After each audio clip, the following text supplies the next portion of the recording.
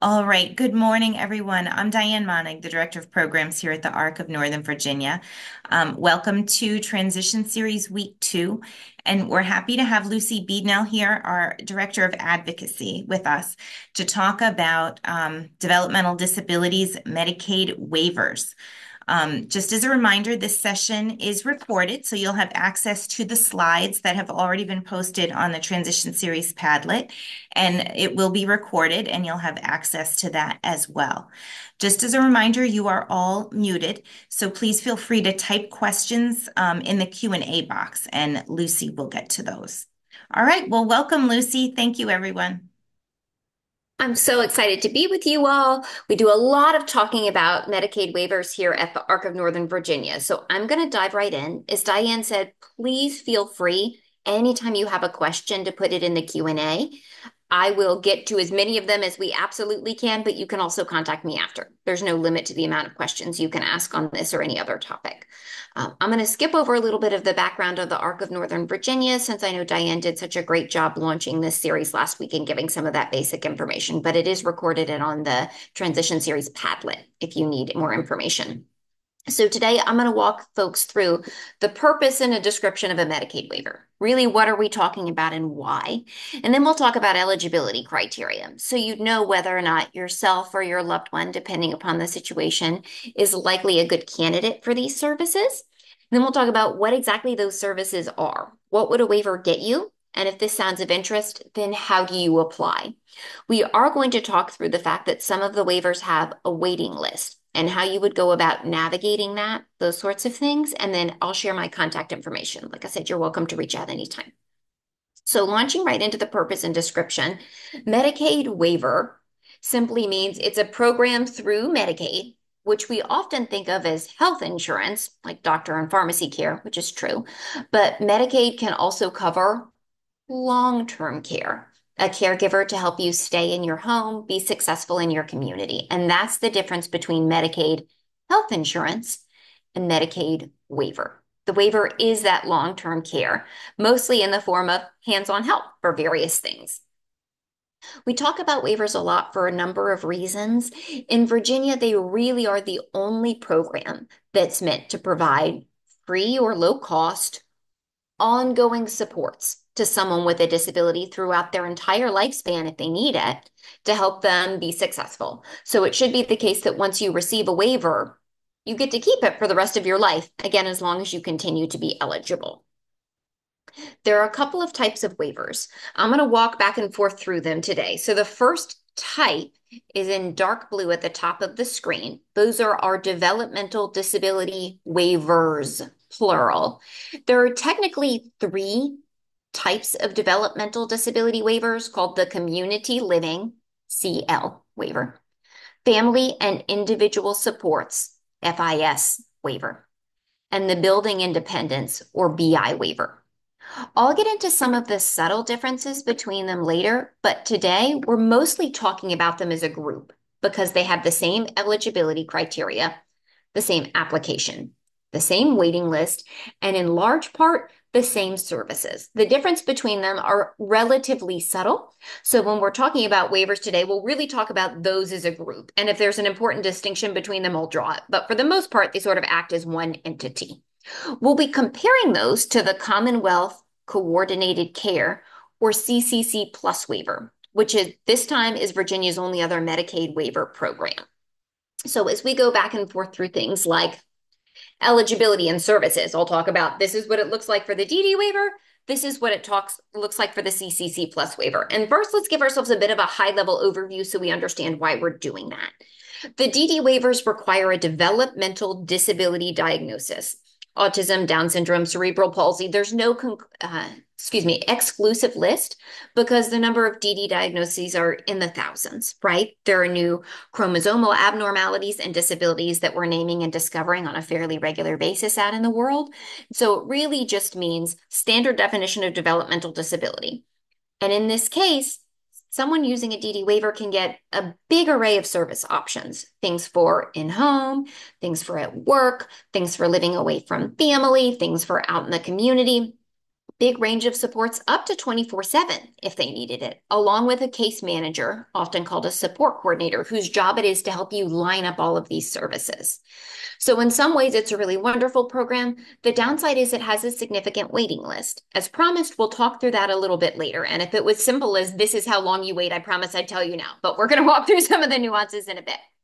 For comparison, the CCC Plus waiver requires some kind of disability diagnosis that's not just mental health. So it could be a DD diagnosis, but this waiver was set up to divert aging adults from nursing homes. It just doesn't have an age minimum. So a lot of people who use the CCC Plus waiver have diagnoses like Alzheimer's or dementia, but a DD diagnosis qualifies too, as long as in addition to that developmental disability, the person has medical needs, right? This is where we get into this was meant to divert people from nursing homes. Unlike the DD waiver, there's a much shorter menu of services. It really is focused on home care, a little bit of nursing. There's not employment or high-level residential services. There's a very significant cap that equates to 8 hours a day on caregiving, and there's no case manager to help you navigate it. But with all that said, the big benefit of this waiver program is it doesn't have a waiting list. And that's why we talk about both of them. So for most people with developmental disabilities, the ideal is ultimately going to be obtaining that DD waiver. It offers a lot more services and flexibility. But if we're waiting for this that we really, really need, and at the same time we happen to be eligible for this other thing, why not use this in the meantime? So again, we'll flip back and forth comparing the two as we talk today. First, I'm going to dive into eligibility, and we look at eligibility in three ways. First, the diagnosis someone has. Second, the support needs or functional criteria. And then third, the person's financial eligibility. And we'll talk through these with each waiver. This is a really wordy slide. So earlier when I said the standard definition of developmental disability, this is what Virginia means when they say that. It onset in childhood. It's impacting your life significantly. You need some help. We think you may always need some help, is the real quick version of it. So you would look for a school evaluation, an evaluation from a psychologist. Those are the people who most often do these sorts of evaluations to give both a developmental disability diagnosis this person has and an IQ score. The IQ score is something that folks look at when you're applying for a DD waiver. There's not a minimum or a maximum IQ score. It's not related to eligibility. It's just something that Virginia looks at. So know that they're going to ask for that IQ score, but no matter what it is, if it's 40 or if it's a genius level IQ, all that's okay, so long as the other criteria are met. They're just looking for the presence of an IQ score in that person's evaluation and diagnosis. If you're applying for the CCC Plus waiver, you'll also show that same evaluation, the psychological evaluation showing that the person has a developmental disability. But they're also looking for medical diagnoses here. We need a lot of medical-based supports. And right in the middle of this slide that, again, Diane's made available to folks, there's a self-help tool that I refer families to a lot. I think it's a really great self-check on eligibility.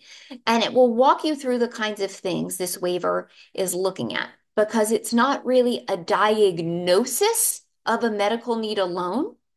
It's the fact that someone needs a lot of help with it.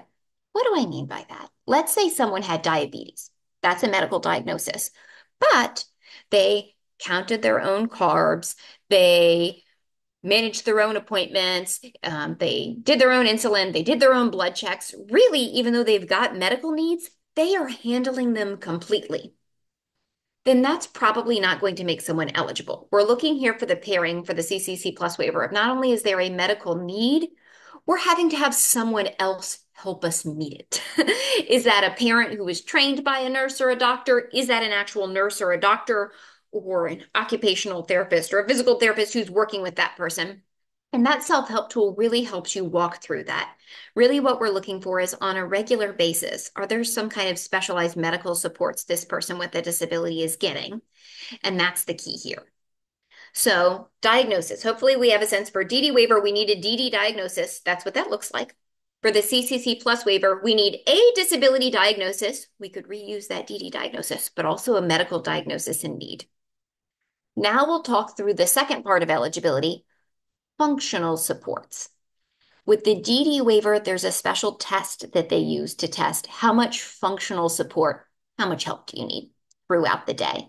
Because even if someone had a developmental disability, I'll use autism as an example in Virginia, if that person really had no support needs, they didn't need anybody to help them with anything throughout the day, they found ways to navigate that all themselves, they wouldn't be eligible for a waiver.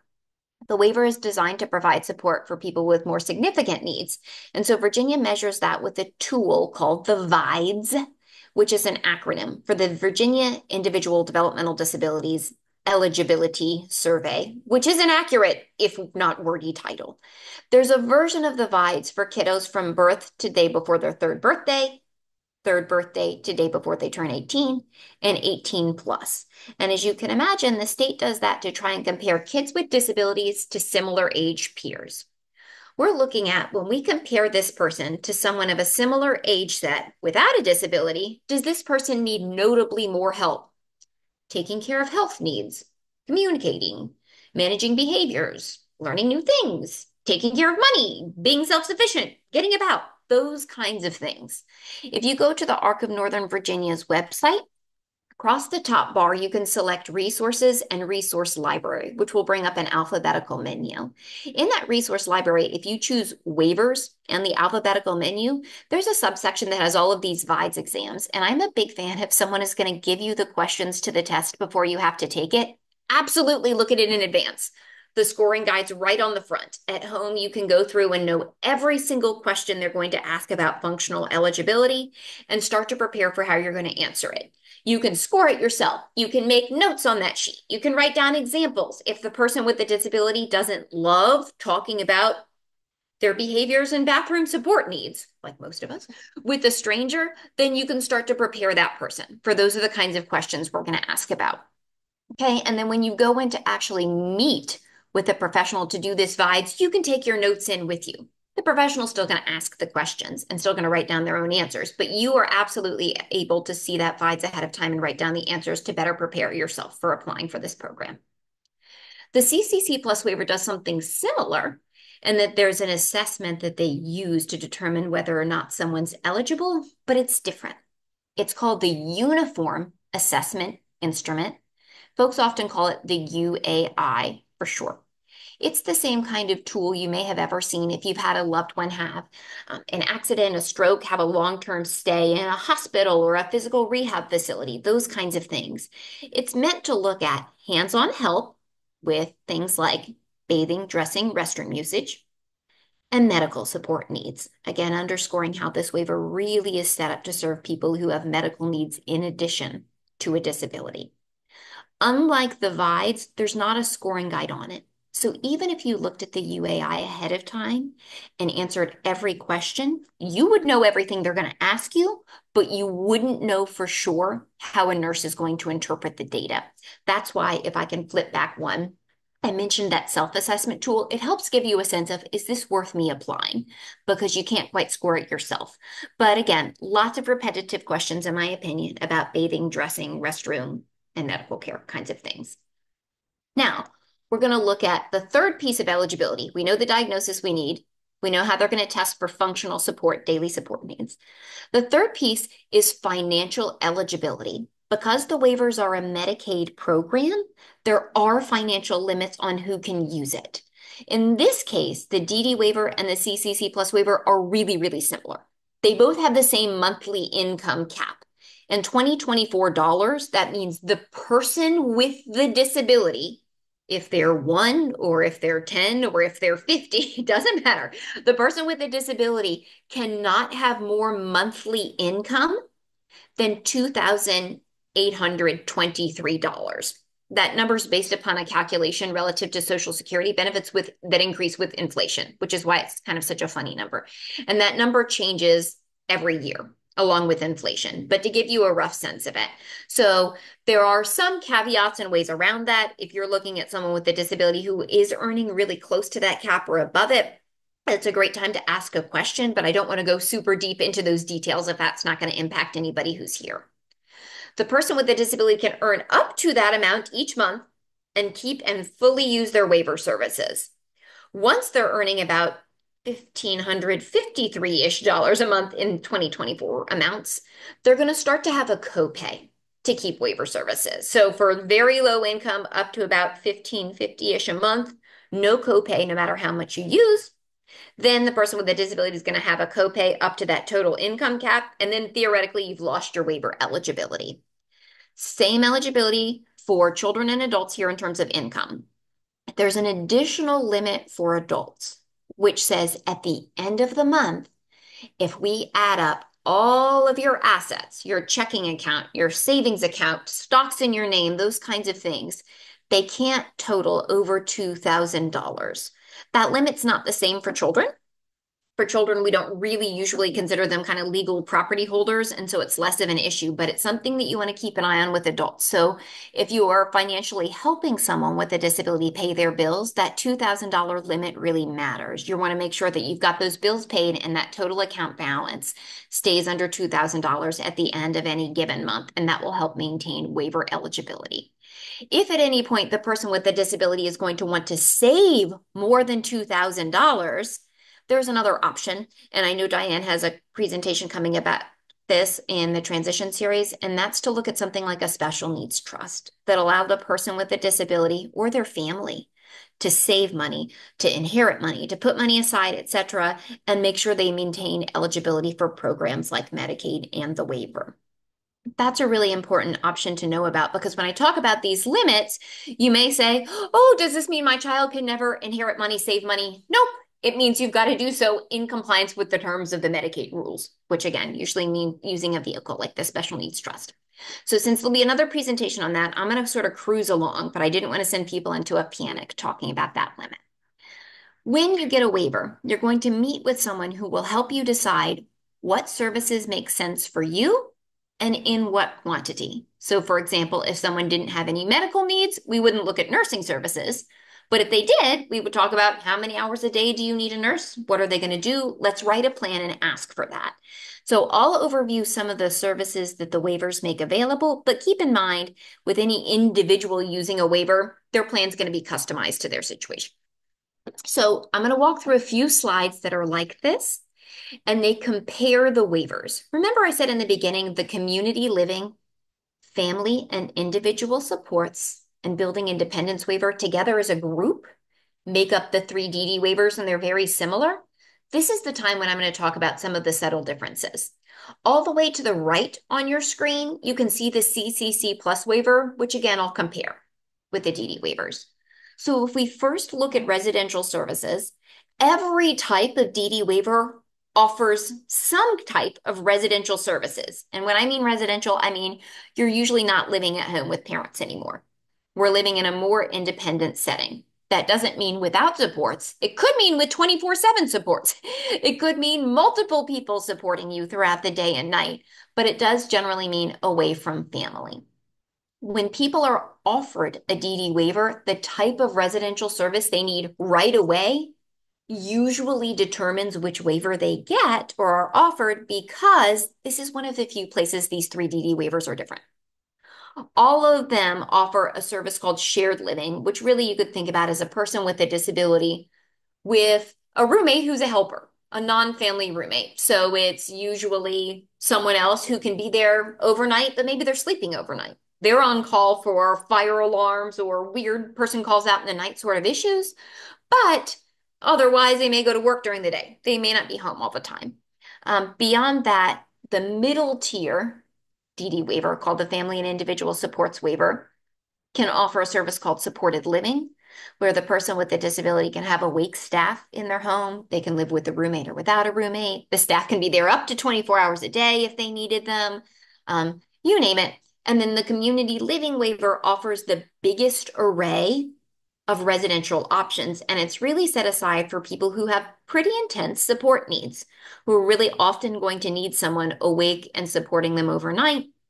And then it provides a range of residential options from the kind of old traditional style group home where we've got a bunch of folks with disabilities who didn't know each other and staff they didn't choose who are living together kind of and working things in and out on shifts, to a service where the person is living in the home of a caregiver Maybe the caregiver is a special ed teacher, or maybe the caregiver is an old disability services provider, and they say, sure, I'm willing to have someone with a disability live in my home. And much like a parent, they're kind of on call overnight. They're that person's main service provider, but the person can get help from other programs too.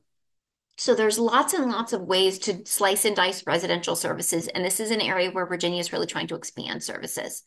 For comparison, again, the CCC Plus waiver doesn't offer any of these sorts of residential services. It is a much smaller service option. Moving on to day and employment services, you can see here what I'm talking about when I say those three DD waivers are very similar, because pretty much all of them offer pretty much every single day and employment service in pretty much the same quantity.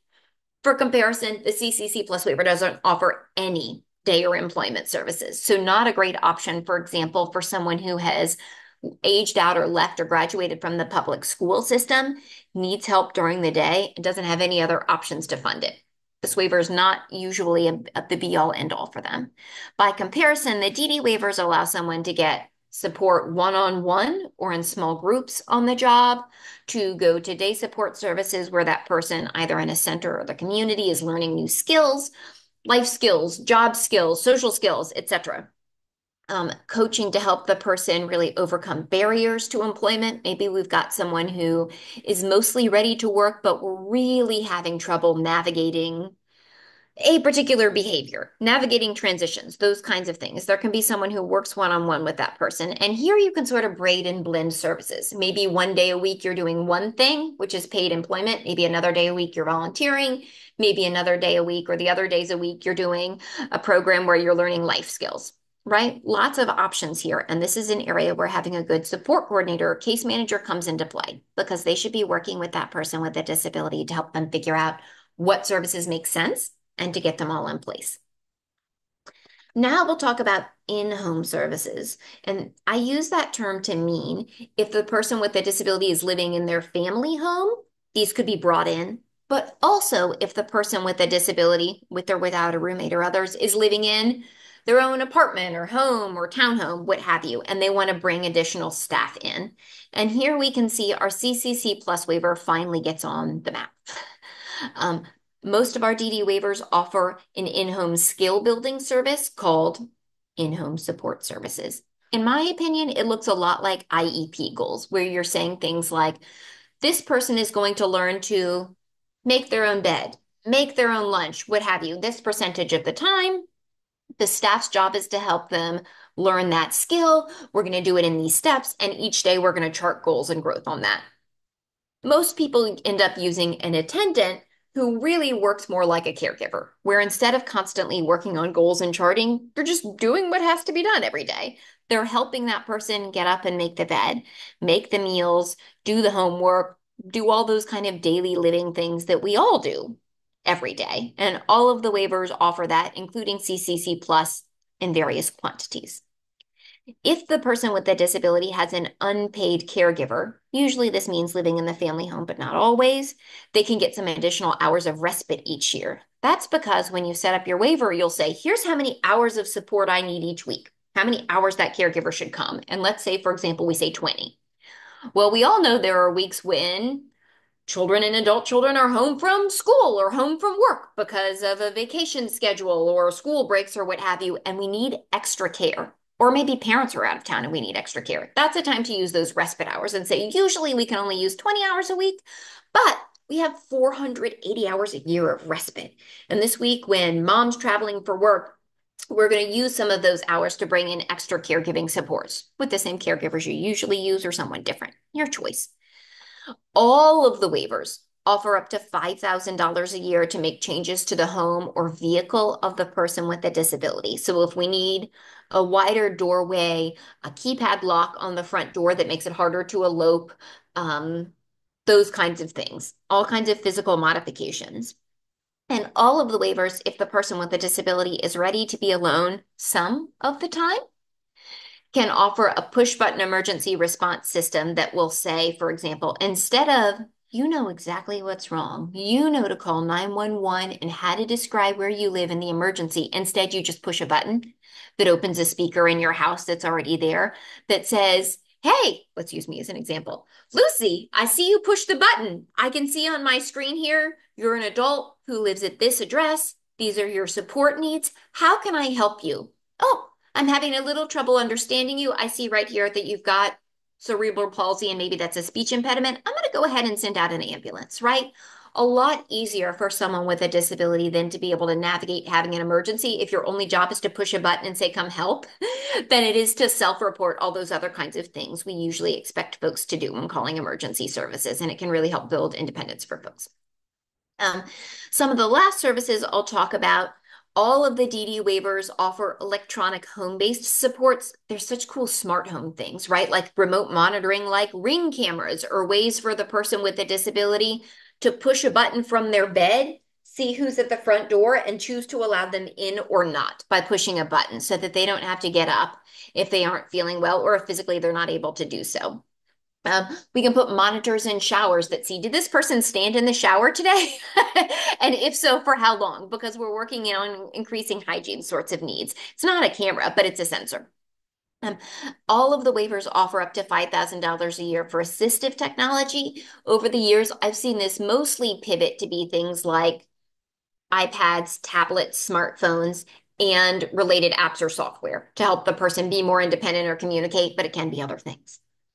The DD waivers do offer some kind of crisis support and stabilization. This is not an area where our service system is especially strong in Virginia, but we're working hard to build it up. So if that person is having an absolute crisis, they really just can't safely de-escalate, then we can have folks come out and work with them or bring them to a crisis respite home to stabilize again and get back to a good place.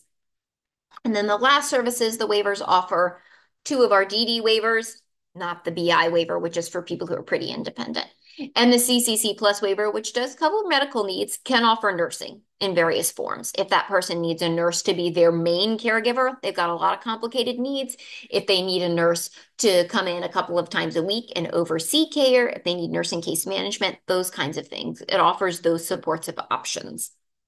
So I'm going to move on there and kind of get ourselves in the mindset of we understand two main waiver systems, the DD waiver and the CCC plus waiver. I understand if I might be eligible for one, the other, or both. A rough sense of how they're different. Now let's talk about how we would apply if this sounds appealing. For all of the DD waivers, like I mentioned, there's a shared application process. The phone numbers that you're going to call to start and call your local community services board or CSB are on the screen for Northern Virginia, or there's a link if you're outside of Northern Virginia to call. And you're going to say, I heard about these DD waivers. We've got to get one of those. Can we apply? And they'll say, sure.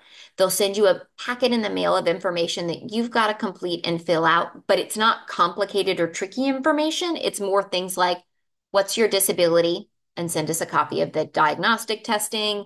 Where do you live? How old are you? Those kinds of things that you're likely going to know. If you have any questions on the application, you're welcome to reach out to myself or Diane, but it's very rare that we have families get tripped up there. Then they'll receive the application and the diagnosis, and they'll say, yes, thank you for completing the paperwork. I can see this person has a developmental disability. Let's meet with you to do that VIDES, that screening assessment I mentioned, when they'll talk about how much help that person needs throughout the day. And then they should say, yes, we see you have the right amount of support needs. Now you're ready for us to put you on the waiting list for the DD waiver because we don't have one available right now. I'm going to circle back to that waiting list in just a second. For the CCC Plus waiver, you're also applying through local government, but a different branch of local government. Again, the numbers are on the screen. You're going to call and say, I was told I should apply for a CCC Plus Medicaid waiver. And usually on the phone, they'll start to ask you some screening questions. And I want to hammer this home again about bathing, dressing, restroom, medical care. Hands-on care and medical care is what the CCC Plus waiver asks about. Then, if that phone screening goes well, they'll send a nurse out to your home to ask very similar questions in person. Then that nurse goes back and confers with the team and says, yes, we think you are eligible for this waiver, ideally. If that's the case, they say, there's no waiting list. Let's start the process of putting services into place, which, as you can imagine, is Meeting with service providers, figuring out how many hours of care you need, writing up a plan, getting it authorized. So even though there's no waiting list, it's still usually at least a couple of months until services actually begin. For that DD waiver, if we're hearing there's a waiting list, what does that mean? Well, like I said, there are three types of DD waivers, really one for people with high residential needs, medium residential needs, and low residential needs, all other services being almost identical. They share a waiting list. The waiting list is based upon urgency of need. How desperate is the person with a disability for help? That can be because the person with a disability has really unusual or high level of need. They've got to have a 24/7 awake caregiver. They're having very complicated behaviors. They've got a lot of medical support needs. They need a lot of lifting and hands-on care. Or it can be maybe the person with the disability themselves has mild or moderate needs, but their caregiving system isn't able to meet them. Adult siblings have left the home, one or both parents are ill or have passed away. We just can't manage the supports this person needs any longer. We've got to have some help. Those are the sorts of things that will push someone higher up on that waiting list. And those are the sorts of things that you want the Community Services Board, or CSB, where you're applying, to know. Because if they don't know how urgent your situation is, they can't push for you to move up that waiting list. For people who really are highly in urgency of need, every single time the state makes new waivers available, they'll hand out a pool of them to each locality, Arlington, Alexandria, Fairfax, etc. Here are your new waivers. Then that community services board will look at their list and say, here's who we've been hearing from. Here's who we know is in a really urgent situation, and start to make recommendations for who gets which waiver. Okay. So that process can go a little faster if there's a true emergency. Let's say both parents died tragically in a car accident and there's no caregiver. I would call that as a true emergency. But most folks are evaluated because they're just in an urgent situation. That urgency takes one of three levels, creatively called by the state priorities one, two, and three. Right now, Virginia has put forth funding to make sure anyone on priority one, meaning we're seeing some sort of significant urgency with your situation, to make sure those folks get a waiver in either 2024 through 2025, the next year and a half-ish timeframe. There is funding for the state to do that. So if you've already applied for the waiver or you're going to apply for a waiver, it's so important to know not only am I for sure on the waiting list, but which priority tier am I in? Because I know if I'm someone who's in priority one, I should be expecting to hear sometime in the next year and a half-ish about receiving a waiver. Priority two is for folks who aren't in urgent need, but we can see that need coming. Maybe there's a single parent or multiple kids with a disability in the household. We're managing okay. Things are stressful, not ideal. Priority three, I usually describe as where folks who are young, healthy, they've got services through the family, through the school, through insurance, through private pay that are going pretty well. Absolutely, a waiver would be help, but we're going to do okay without it for the foreseeable future. At any given time, as you can imagine, people can move between these priorities, right? We can have caregivers who get sick. We can have caregivers who get better. We can have hormones hit us and our behavior needs escalate. We can have those hormones fade and our behavior needs de-escalate. All kinds of things can happen. So again, your job is to be in touch with that community services board regularly to make sure they know all that's going on. If you don't agree with the priority in which they put you, you can appeal and change that decision. They usually reach out once a year to people who are on the waiting list, and they may say something broad in a written questionnaire like, are there any changes in your circumstances we should know? Well, let's be honest, we're all overwhelmed. We have a lot going on. A year is a very long time. And so in my experience, parents tend to say like, nope, things are the same. Like we're just still trudging through, but really take some time when that comes around to say, actually, things have gotten harder in the last year. This person is bigger or stronger, and it's a lot more difficult to lift them or to redirect them. Or the epilepsy we've had for forever is flaring up. We have more support needs, right? It's your time to make that case. You don't have to wait until they reach out. You can contact the Community Services Board anytime and push for a change in priority status, but don't waste that annual opportunity. Really stop and think. I just know so few families who, from one year to another, with a child with a disability, don't have any increasing needs. And that's the time to make your case. I'm going to close my slides so I can see questions on a bit of a bigger screen, but I'll pull them back up if it's helpful to share and walk through them. Okay. Our child's let's see, high school transition coordinator offered to submit our child's application to the CSB. It was lovely of them. I would say that's an above and beyond transition coordinator. Those are the kinds of folks that we love to see. There's no reason not to. In that case, you want to make sure that a HIPAA release form has been signed by you saying, yes, we're allowing the Community Services Board to get back and get answers and questions from this transition coordinator to talk so that we're all working together. If they're willing to step up and help out, great. There's no reason that would cause any harm or slow any things down. It should only just mean more people are on deck to help. Still, the CSB is going to meet and talk only with the family caregivers to do things like those VIDEs, to actually complete and submit the paperwork, those kinds of things. So make sure that even though the transition coordinator is helping, that you are still actively a part of things because that's what's going to ultimately move things along. But I don't ever turn down free help. If we move to a state and never come back and don't come back for a few years, does my daughter lose her CCC plus waiver and Medicaid? This is a great question. And the sad answer is yes. Every single state has different Medicaid waiver programs, different names for them, different groups of people who are eligible, different services they offer. Though every state has some version of this program, there's not reciprocity. You couldn't just slide into another state's program because it's identical. So if you leave Virginia and you have a waiver or you're on the waiting list, you're starting over wherever you go. If the family is only on the waiting list for the DD waiver and they're in the military or foreign service, they can say, our ultimate plan is to move back to Virginia. We'd like to stay on that waiting list. Arguably, that's not really a service, but it does help save you some paperwork and meetings when you come back.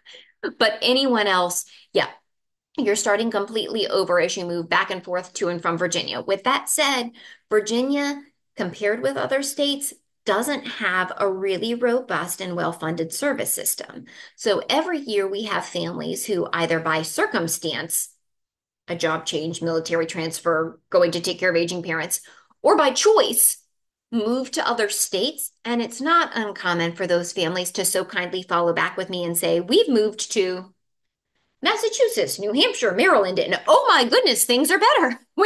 We have more services, we have more options. That's not the case for every state, of course, but sometimes even giving up services in Virginia is a win if you're going to a state that offers more. United Cerebral Palsy is a national nonprofit that does some really great state data comparisons and service comparisons if you ever want to look for it. So that report is called the Case for Inclusion. So if you just do an internet search for United Cerebral Palsy, Case for Inclusion, that report will come up. There's lots of years of history of it. There's another national report called The State of the States, which is put out by the University of Kentucky that does a state by state comparison and look at things. So yes, just be prepared for the fact that no matter where you move in the country, things will change drastically from one state to another.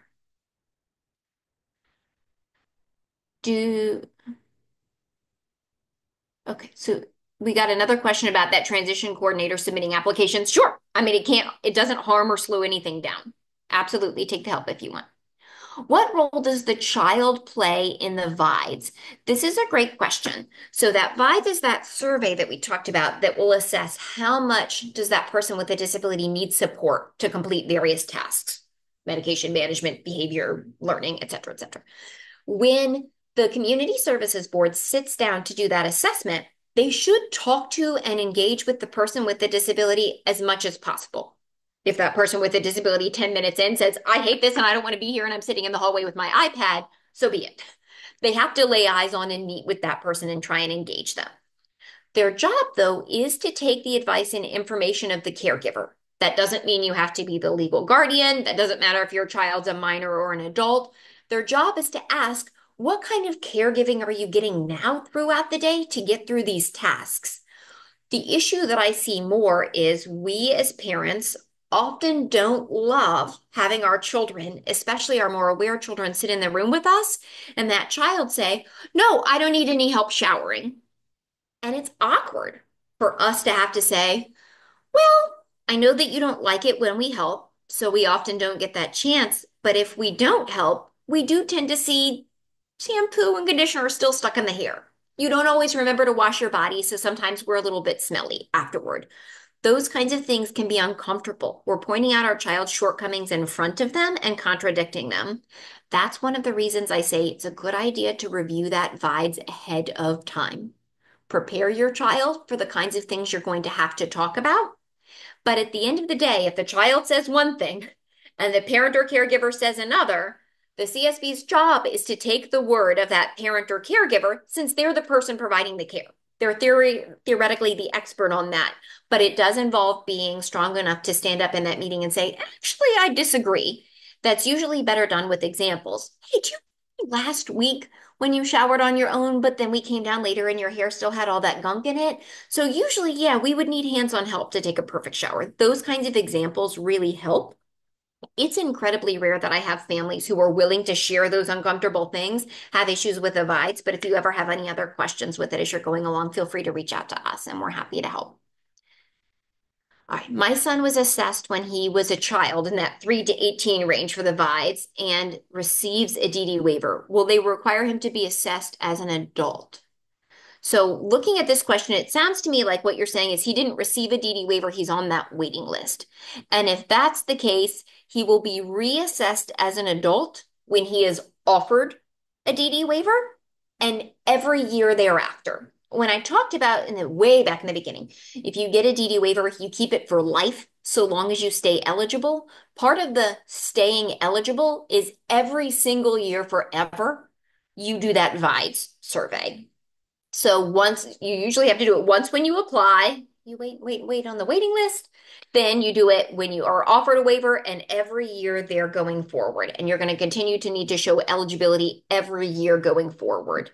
If you feel like your child has had a significant amount of changes in support needs from when you first did that VIDES to later, absolutely make sure you're in touch with the community services board. Those changes in needs and those kinds of things can affect that person's urgency on the waiting list. We want them to know that for sure. But you're fine. If you're on the waiting list and you haven't been asked to do the adult VIDES as they move from childhood to adulthood, no problem, no red flags there. Just wait and they'll ask you for it later. I promise. More surveys and assessments are always coming.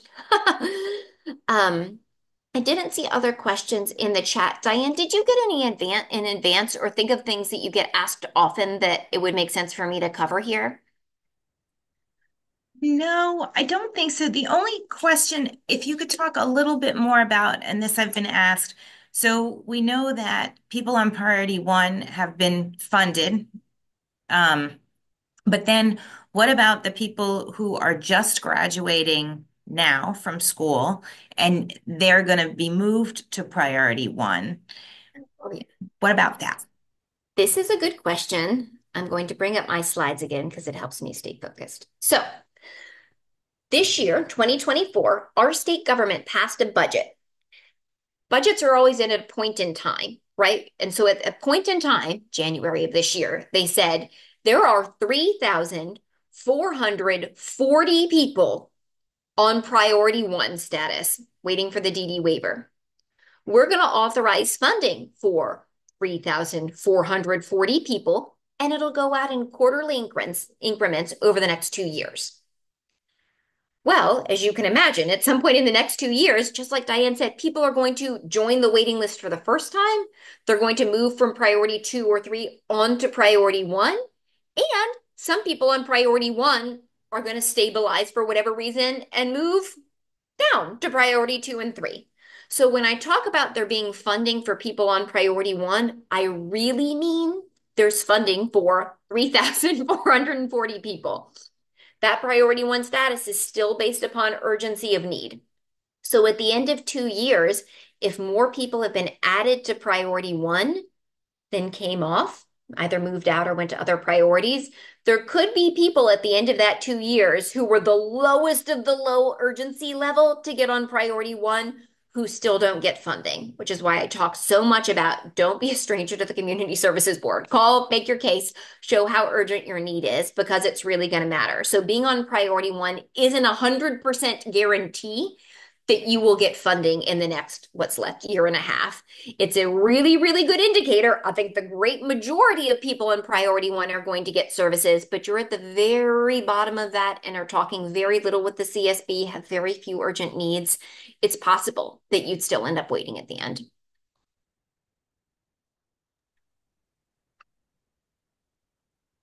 Lucy, thank you for always making complicated subjects more simple.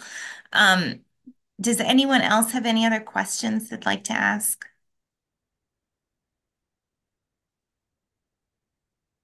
Well, there's never a bad time to reach out to us. If you think of things later or you just didn't want to talk in a group situation, that's fine. Oh, Lucy, I see one more. Oh, it's just a thank you. The thank yous. I love presenting on Zoom. I think it's so much more accessible, but I don't see your faces. It used to be when people are in the room doing this, I was like, oh, slow down and repeat this section a little bit. And so feedback is helpful one way or the other. Lucy, I'll just ask one other question this I get a lot. So when someone does get a waiver, about how long does it take? What's the process when someone gets a waiver to actually receiving services? What does that look like? Yeah, so let's talk about that with the DD waiver. You'll get a contact from the Community Services Board when your case is what I'll call up for review, meaning they are considering putting you at the top of that urgent list, which is going to mean possibly recommending you for a waiver. They should be checking in to say, do we definitely know all of the urgent things about you? And do you really for sure want a waiver if we offer one? Every once in a while, we have a family who really does have urgent needs, but for various reasons, let me give you an example. Mom is deployed and dad's going through chemo. In some ways, it's a helpful time to have a waiver. In some ways, maybe that family knows we've got two aunts who are coming to be live-in caregivers for the next year while we're going in through this. We can't take on any more. So that's a good time to say, for example, leave us at the top of the urgent list, but we really can't accept a waiver right now. But that first contact from the CSB saying, do we know all the stuff? And would you accept a waiver if you're offered is the first sign. So if you cross that hurdle and say, yes, you know all the things, yes, we would take a waiver if offered, then you should hear in the next couple of weeks or months, yes, we are giving you a waiver, or nope, you're staying at the top of that urgent list. And like I said, slots are going out quarterly, waiver slots. So we will look at you again the next quarter, right? If you get the letter from them or the notification from them saying, congratulations, you are being offered a slot, they're going to tell you, we are offering you this kind of service, the community living waiver that offers that really bigger menu of residential services for people with complex needs, or the family and individual supports waiver, or the building independence waiver. And they're going to say, we're offering this to you. This is what that waiver means. Do you want to accept it? And you have a couple of days to make that decision. In my opinion, it's always better to accept the waiver that you are offered and try and use it than it is to say, that's not really the waiver that I wanted. I'm going to keep waiting. Because that I'm going to keep waiting attitude convinces the CSB, all right, just keep on waiting. These folks are really not an urgency of need. Whereas if you take a waiver that may not be the ideal fit and try and use it, that puts you first in line to move up to higher level services later. So you'd say, yes, I want it. Then you'd meet with the Community Services Board and they would do things, again, a lot like starting an IEP. History, background, what does this person need, want, what's the family schedule, what kind of services would you like, let's tour service providers, let's interview service providers, those kinds of things. You're selecting what you want to get with that waiver. Then the Community Services Board writes all of that up and puts in a request to have it authorized, to have the state sign off and say, yes, it makes sense that this person with these needs should get these services in these quantities. We agree. Therefore, you can go ahead with those providers and start billing for them. So here, in terms of how long it takes to use services, I mean, did you happen to like the first provider you met? Did you only want a couple hours a week of services? So it was pretty easy to find a caregiver versus I have a very particular need. I really only want a provider that can do things this way in this location. Then that can take a lot longer to find unless you just happen to be lucky. So I would say anywhere from like 2 to 6 months after someone's offered a waiver would be a very normal time frame for someone to start using some of those services. Again, a lot driven by how quickly are you willing to meet, how flexible are you with the kinds of services and caregivers you get. On a waiver, you're going to select, depending upon the needs, a bunch of services. So it may be that you find an in-home caregiver quickly, but it takes longer to find an employment program. But you find a residential program fast, but it takes longer to find crisis services.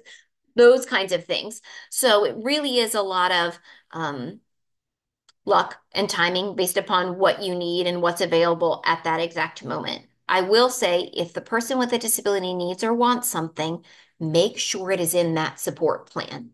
Even if the case manager says, oh, there's like really no one that offers that, or we're never going to be able to find that. Because if it's not in that plan, no one is obligated to look for it. And the state is seeing no data that indicates to them there's a shortage of providers in a certain area. So if someone wants an individual supported employment job where they're making a real wage, they've got a one-to-one as much as they need a job coach, but you can't find one and you end up settling for a group job or a day program, make sure that plan still says the support coordinator is going to keep looking for an individual supported employment job. We're going to keep moving toward that. That's what we want, but we found a shortage of providers now. Those kinds of things that help drive our system forward. And much like with an IEP, if it's not written down, it doesn't really count, right? No one else can see it or measure it later. So make sure that plan is as accurate and as strong a representation of the present level of need and request as possible.